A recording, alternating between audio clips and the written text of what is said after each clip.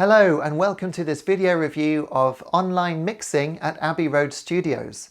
Now, if you followed my channel at all over the past few years, you'll know that I like to self-produce all my music on my MacBook, in my bedroom or my living room, and I record it on a decent studio quality microphone, an Apogee mic, and I have an electric drum kit and MIDI keyboards, and I put it all together and then master it online using LANDR, which is an online mastering algorithm website.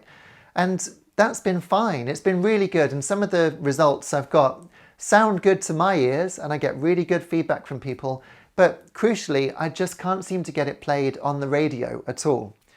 So I thought maybe I'm missing something that a professional sound engineer can add to my music. So I applied for a grant, a creative freelancer grant from WECA, that's the West of England Combined Authority, and this was for £3,000, and I asked, could I have this so I could get my music mixed and pitch corrected at Abbey Road Studios? And to my absolute amazement, they said yes.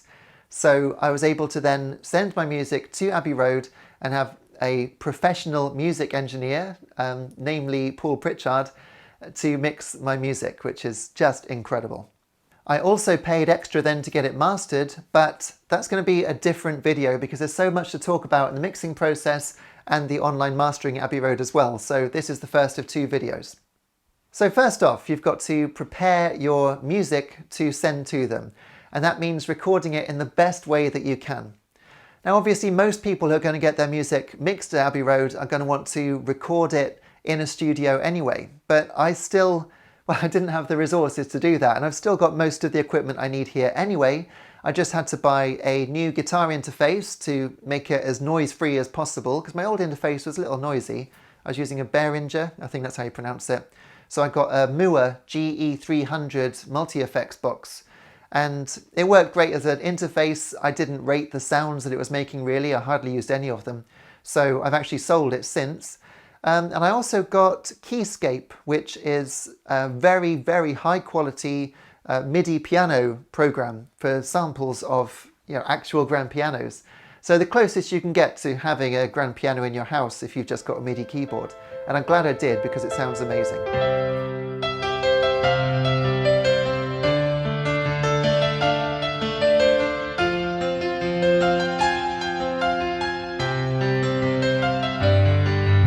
So what's interesting to note is that if you record your guitar in stereo, so for instance with a stereo delay pinging left and right, that takes up 2 tracks, so left and right. But that is 2 tracks in terms of Abbey Road's mixing desk. They've got a limit of 64 tracks, but also it goes up in price tiers. So if you send them just 4 tracks, it doesn't cost anywhere near as much as sending them 24 tracks. And so if you want to avoid going into the next bracket, I found that I had to reduce some of my guitar parts to mono. I thought it was just a guitar, right? It doesn't really matter that much. And they can also sort of add some spread to it anyway, using weird frequency things. When the sound wave goes up here, it can go to the left, and the sound wave down here to the right. There's things they can do to make it sound bigger. But I was on a budget, so I did have to cut those couple of corners. Another corner which I unintentionally cut was with the drums, because the engineer said he wanted to be able to boost the kick drum, for example, but because I just recorded it with stereo, left and right, he couldn't do that. That didn't actually cross my mind because I got a Roland V-Drums kit, right? It's really high quality, it's got different zones on the snare and the cymbals and everything. It knows when you're hitting the rim of everything, so you can hear mistakes. But because the sounds were so good, I thought, well, I'll just use it like an analog drum kit. I'll record left and right out in the highest quality I can, and that should be fine. And although it was fine, it wasn't as good as it could have been. So if I were to do it again, I would pay extra and get all of the drums, probably done through MIDI, and put them onto audio tracks. It's also worth noting that Abbey Road only works with audio. So if you're doing any MIDI, you've got to convert that into finished audio before they'll touch it. You can't just send them MIDI notes on the piano roll. They won't touch it. You've also got to make sure, of course, that your audio has got some headroom. You mustn't have it too loud and not too quiet either, because if they boost it, it will boost any hum or background noise or anything. But what was interesting is that recording in this very room, And you can probably hear that there's a bit of echo in here, a bit of reverb. He said it was fine. I used a microphone this close to my face, about here, with a pop guard for the plosives, and he said that there was no problem at all with the audio quality on the vocals, and he was able to boost it, and they sound so loud. I'll just give you an example. Look around, my love, the snow is falling and it lays on the ground without a sound.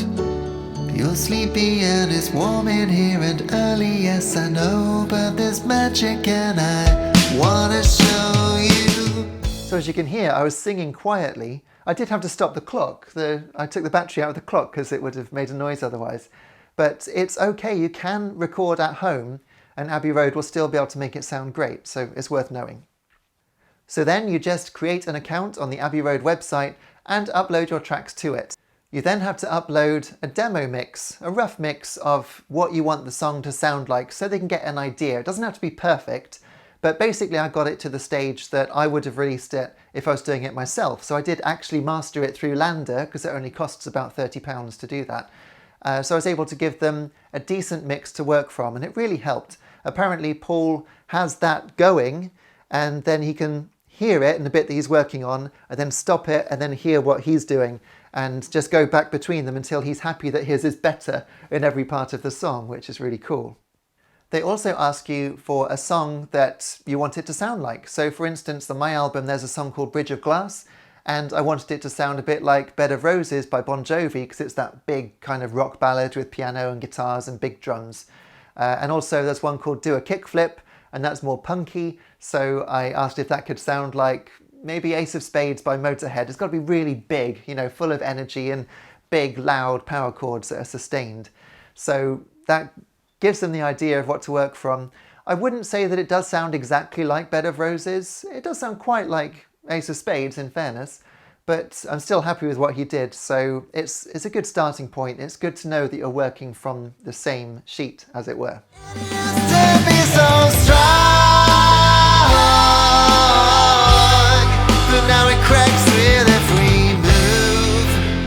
So then the engineer will take your song away and go quiet on you for a bit while they work on it, and Paul sent back half of the song, so he worked on 4 of the 8 and sent me rough mixes of the 4 to make sure that he was on the right track.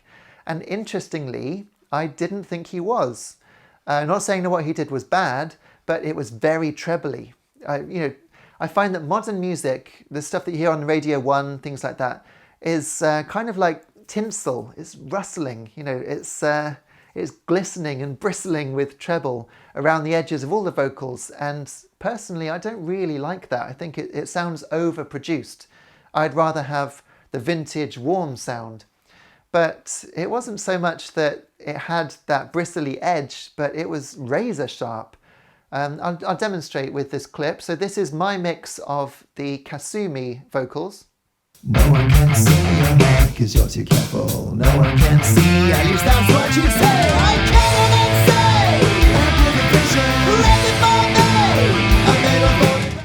And then this is Paul's initial mix of the same song. No one can see your heart because you're too careful. No one can see, at least that's what you say. I cannot say.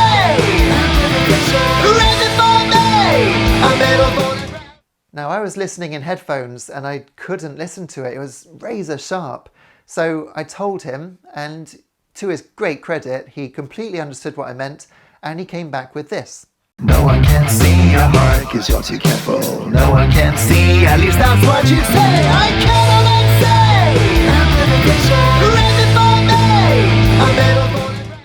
And that was obviously way better. So from that point, he knew what I wanted, and he was able to do the whole album. He sent the next 4 songs, and it all sounded wonderful, which is great. From then on, it just needed tweaks. And from that point, I actually got to work with him. Now he said, actually, there's no point you coming into the studio and just sitting with me while I twiddle knobs, because it'll be really boring.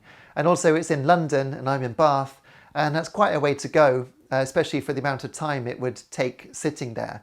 So I'm happy to have done it online. It's cheaper for one thing, and I was still able to work with him. So they set you up with a Zoom call, so I could see Paul and I could talk to him, And they also patched me through to their desk using a special computer program that they've got, so I could hear exactly what was going through his mixing desk.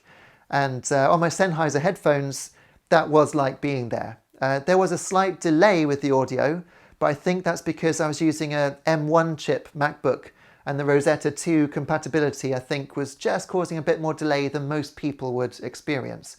So I had a couple of seconds where I could hear it start up on the Zoom call, and then it would come through my headphones just those couple of seconds later. Now, the website says that you only get one set of revisions, and Paul was very nice and said, I know it says that, but just basically as many as you need will do. So I actually had 3 sessions with him. I say it might not be the same for other engineers, but Paul let me listen to it and make changes, and then crucially take it away for a week and then listen to it lots and lots in that time on the different, different speakers, hi-fi, iPad, iPhone, in the ear, Bluetooth, AirPods, and also on my Sennheiser headphones. And then he would make more changes. So we did a few of these virtual sessions where I could see him and talk to him. And that does bring me to one of the small downsides of this process, and that's the length of time it took. Because it's really important to listen to your mix so that you know what you want. But if you're doing more than one set of revisions, the time all adds up. I actually submitted all of the multi-tracks to Abbey Road on, I think it was the 26th of October. And it was only finished just before Christmas, when they break up for Christmas. So like maybe the 23rd, 24th, somewhere around there. The mix was finally done then. In that time, I'm afraid Paul did catch COVID, so he went a bit quiet. But he was also working on other things.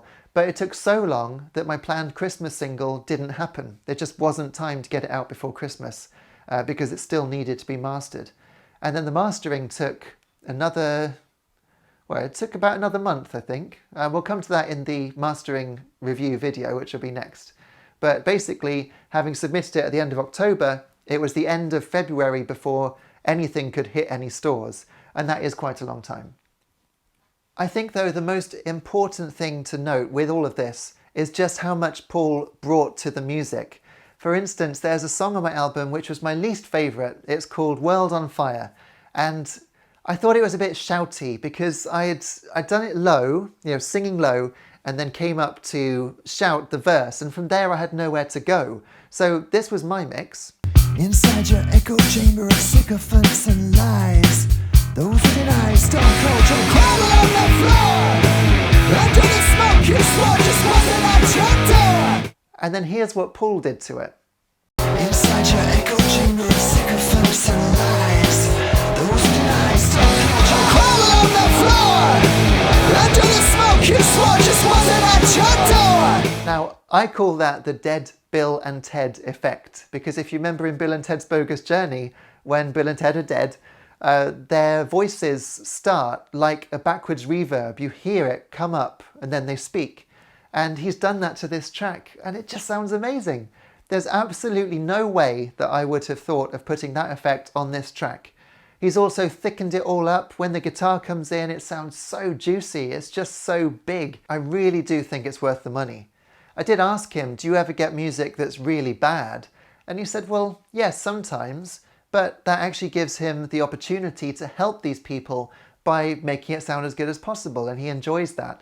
So he did say that my music wasn't awful. He was whistling it in between working on it, which is nice, although he probably does that for everyone. But it was just a really nice process because he seemed to be completely free of ego. Although he wanted to do it his way and would suggest how he'd do it, when I said I'd rather do it a different way, he did not complain ever, in the slightest. He just did what I asked, and I liked the results. And I suppose that is the most important thing, but sometimes I did trust his judgment. And as I say, this World on Fire vocal effect, I just would never have done myself. So the album went from sounding like a demo, and if I go back to my original mix I would have released, it just sounds like a demo of this actual version, and I really do think that's worth the money. The final thing to note is that once he's sent the tracks to you to listen to, he's put on a loudness boost. Now, most people want to hear their music be as loud as possible, because if it comes back and it's quieter than music you're hearing on other devices, You might think, oh, that's not very good, it's all quiet. But actually that's the mastering process. So what Paul did is to mix it and then apply loudness, which is, you know, a basic kind of mastering, but without the EQ tweaks, and then send it to me to listen to. But once I'd agreed that it was all final and finished, he then took that loudness off and sent it all to me again, because these files had to be, you know, triple checked, quadruple checked, 10 times checked, because that's what was going to be mastered. And what really surprised me is how loud these final unloud mixes were. They were really loud. Some of it was going up to 0 on the decibel meter, and looking at the waveform, some of it looked mastered already, which was a real surprise to me. And I think that might have caused a couple of problems in mastering, because there was just not that much headroom. Obviously he knows what he's doing, and I'm sure that he's been told by the mastering engineers exactly what they need, but it was nowhere near the sort of 7 decibels that Lambda requests of headroom above your waveforms so that it can be pushed up without distorting. So I think that did cause a few problems, as you'll see in the next video. But apart from that, I don't have anything that I would criticize about the process. Paul was fantastic. The experience of working with the remote connection was great, and what he brought to the sound is just immeasurably good. So for the £3,000 or so that it cost, I think it was worth it. Now the final thing to add before I give it a score is the pitch correction, because I also paid for pitch correction, and this is an optional extra, you don't have to have it. And again, it says that you just pay for 1 track. So if you have 2 vocal tracks, you're meant to pay for 2. Well, I had backing vocals of 5 different voices and maybe triple tracked vocals for the lead, you know, the main. And so I was concerned. I said, you know, do I really have to pay the extra to have everything pitch corrected? Because some of it is just, you know, and that's not hard to pitch correct. And Paul said, don't worry, you've paid for pitch correction, I'll just give it to you on all the tracks. So he did, and the harmonies sound spot on. And what's interesting about the pitch correction is that it's not auto-tune. So I'll just give you an example of the pitch correction. Here's a part from Wink and I'll Know, where I sung slightly out of tune in my mix. Hit the PCH. And here's how he fixed it. Hit the PCH. So I would absolutely recommend doing that. Now I did actually get this pitch correction program because I asked him what it was, and I got it in the Black Friday sales, I think for about £40, maybe 45.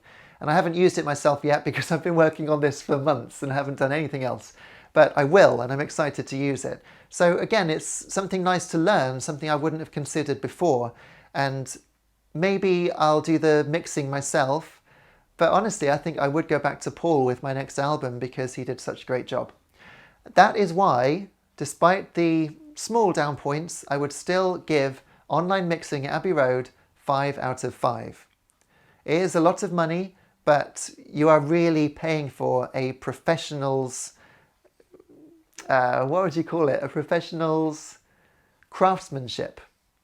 He's crafting a sound, and it's worth the money. It just blatantly is worth the money.